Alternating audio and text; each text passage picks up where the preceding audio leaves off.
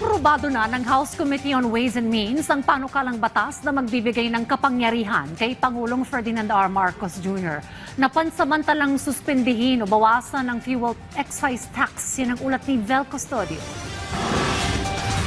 Aprobado na ng House Committee on Ways and Means ang panukalang batas na magbibigay ng kapangyarihan kay Pangulong Ferdinand R. Marcos Jr. na suspendihin o tapyasan ng excise tax sa produktong petrolyo kapag may pambansa o pandaigdigang krisis na nagdudulot ng biglaang pagtaas ng presyo ng langis. Layunin ng panukala na maprotektahan ang mga Pilipino laban sa epekto ng mataas na presyo ng langis lalo na sa gitna ng tumitinding tensyon sa Middle East. 6 na piso kada litro ang mababawas sa diesel habang 10 piso kada litro naman ang mababawas sa unleaded.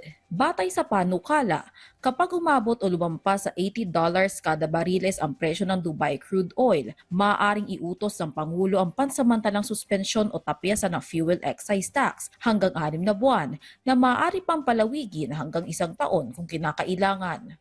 Sa ilalim ng panukala na nag-aamyenda sa International Revenue Code, maaaring suspendihin o bawasan ng Pangulo ang excise tax sa petrolyo kapag may rekomendasyon mula sa Development Budget Coordination Committee o DBCC. Secretaries of Finance, of Budget, of DepDev, BSP Governor, as well as the Department of Energy will now take part in making the recommendation. Nakasaad din sa panukala na kailangang magsumite ang Pangulo sa pamamagitan ng Finance Secretary ng ulat sa Kongreso sa loob ng 15 days mula nang ipatupad ang suspensyon at kada buwan pagkatapos nito.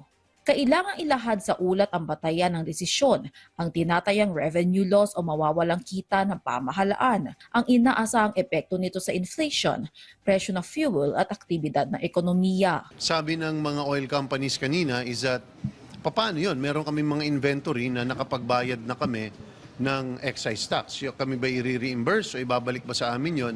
Dahil ang excise tax, binabayaran yan, hindi parang VAT yan na binabayaran sa pagbili ng consumer. Binabayaran ito pagpasok sa Pilipinas. Pero giit ni Committee Chairperson Miro Kimbo na kailangan na agad maramdaman ng publiko ang epekto ng pagbaba ng presyo ng petrolyo. Kaya mungkahi niya na bigyan na lang ng tax credit ang mga petroleum companies na nakapagbayad na ng excise tax bago suspindihin ang koleksyon ng excise tax. Tiniyak naman ng Department of Energy na kayang bantayan ng ahensya ang volume na pumapasok sa bansa at masigurong sumusunod ito sa pagsuspinde o pagtapya sa excise tax.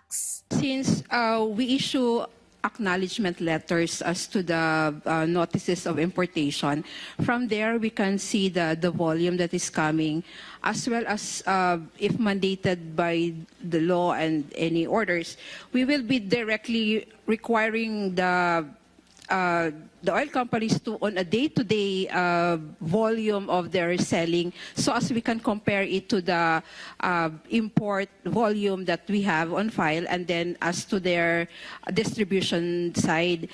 Humiling naman ang DOE sa National Pricing Coordinating Council at mga local counterparts nito para tulungan ang ahensya sa pag-monitor ng presyo ng produktong petrolyo, lalo na't nasa 14,000 gasolinahan na kailangang tutukan sa buong bansa. Hakbang ito ng pamahalaan para mapagaan ang mabigat na pasanin ng mga Pilipino dahil sa patuloy na pagsipa ng presyo ng mga produktong petrolyo.